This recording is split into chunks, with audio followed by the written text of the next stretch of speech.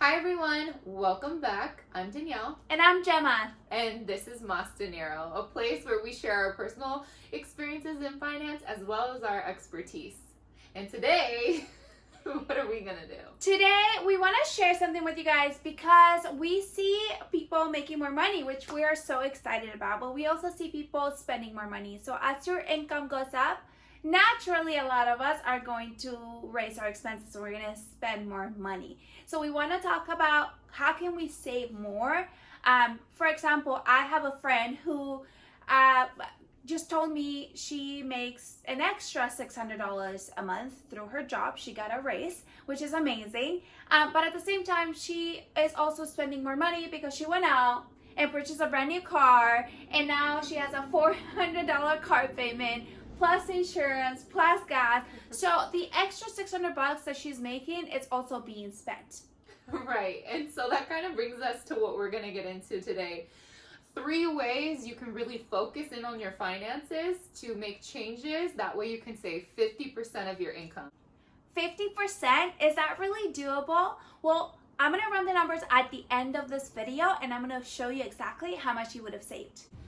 The number one thing to look at and get focused on in your finances is getting organized. Yep. I've seen this so much in my career, sitting down with people and going over their budgets, is that it's all over the place, or there's, loose statements, thin air, numbers being pulled They don't know. Yeah.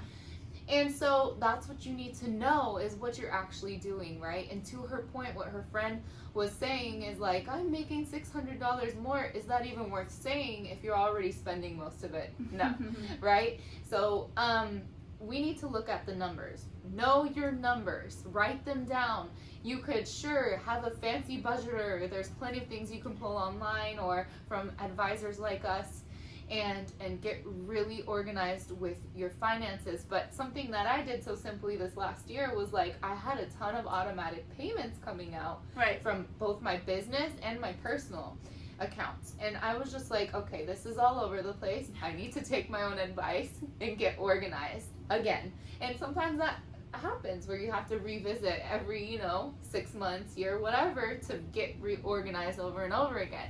For me, it was this little sheet of paper. I love it. For auto debits for my business. I was like, these are driving me crazy, and I really need to just pay them off for the year, so they're out of sight, out of mind, right? I'll revisit them in a year. So maybe you want to do something like that too. Yeah, knowing your numbers is super, super important. One of the things that I learned a long time ago is that people that have wealth and that have a lot of money, they know exactly what they spend on every item that they've purchased. Even a stick of gum. Meanwhile, when we talk to people that are middle classish, they usually don't know where their money is going, and so they end up spending more, and they end up having to use credit cards and get into debt, etc., etc. So knowing your numbers is super, super important. Getting organized with your finances, knowing your debt, just write down, if you need to, write down everything for a month, everything that you spend for that month, and see if some things are just useless things that you don't need, even if it's and coffee, or cut them out. Yeah. A lot of the times we just impulse buy and buy things that we don't really need. So this exercise will help you just kind of take out certain things that you probably can just do without.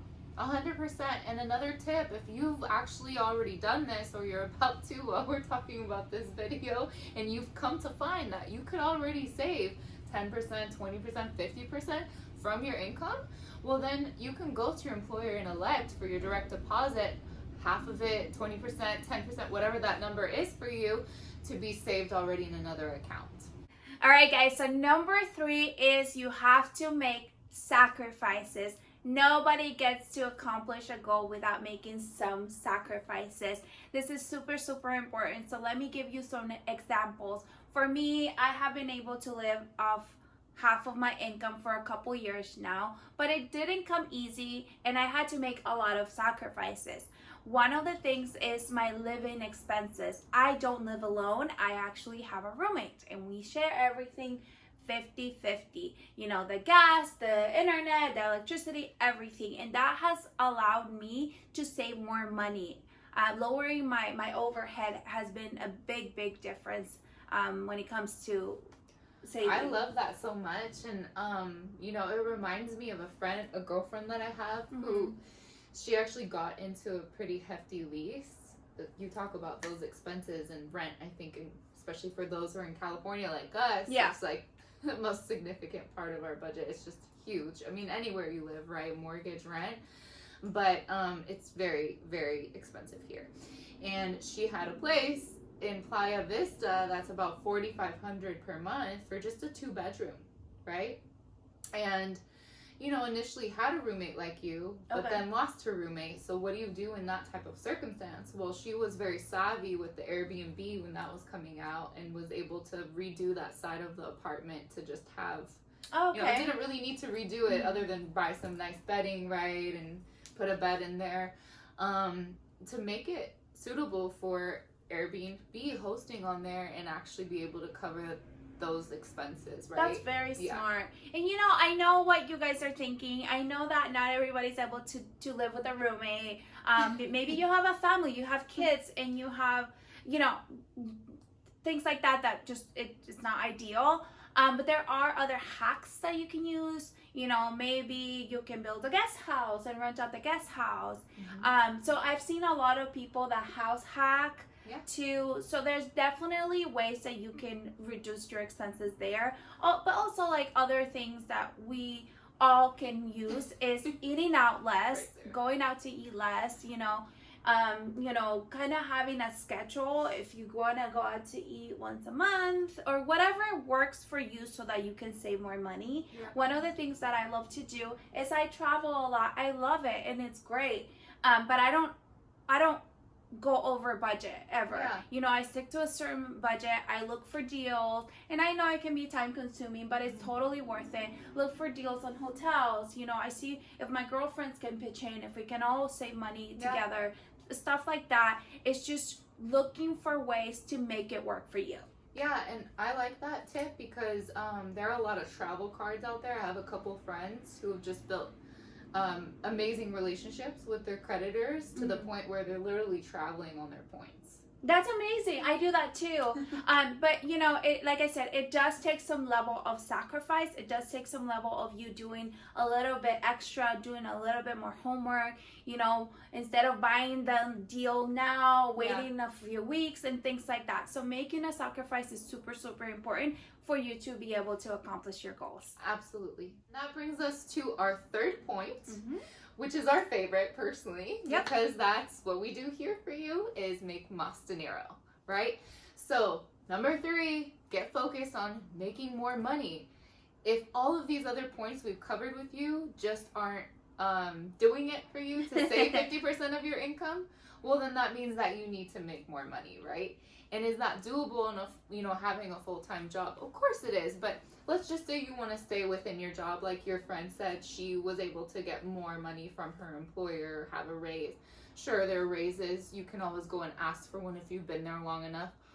Or even negotiate a higher salary if you're going into a new job, right? So there's many ways you can maneuver to try and make más dinero there. Yeah, you can also start a side business. I think we live in the gig economy and there's plenty of opportunity for us to have side hustle, side businesses. You know, I have an agent that probably writes one piece of business a month and she just made $800. So there's definitely a lot of opportunities, which maybe we'll talk about in the future when it comes to just establishing a business that can bring in more income, especially if you're one of those people who likes the better things in life and refuses to cut back on your luxury stuff, then you definitely need to make more money. And the last thing is, you know, maybe you're not for the business, maybe you're just not ready for that step, but you can always go out and get a part-time job on top of your full-time, you know, employment. That way you can just create more money for yourself. Or work 2 full-time jobs, like one like of our some friends of does. people do, yeah. How is that possible? Well, this day and age, almost everything's remote, right? Yeah, has I the mean, our potential friend to is working 2 full-time jobs and still having fun doing it. So. Yeah. Okay guys, so as promised, we broke down the numbers for you and we based it off of $75,000 income a year because that is the average income in the state that we live in, which is California. Obviously, it could be different for other states, so we're just gonna base it on a California income. after taxes, your take home would be $54,832. So if you divide that by month, it's going to be $4,569 that you take home. And if you want to do that 50%, that would save you $2,284 each month, which means at the end of 1 year, you would have accumulated $27,408, which is a whole lot of money. Now, we didn't talk about what this would look like in 10 years if you invested it, but imagine how much money you could accumulate over the course of 10 years. Oh yeah, that's amazing. And you guys, this isn't it to overwhelm anyone. For those of you who have checked into your budget and you just see right now or in the very close future that you cannot save 50% of your income, you could save 10, 20, 30, 5%. You got to start somewhere, right? That's the point. And if you need any tools, tips, additional to what we've given you, tools in budgeting, we can go ahead and send that your way. Go ahead and reach out to us in the description below. Our email is masdinerochannel@gmail.com. And as always, we're here to help you make mas dinero and save mas dinero.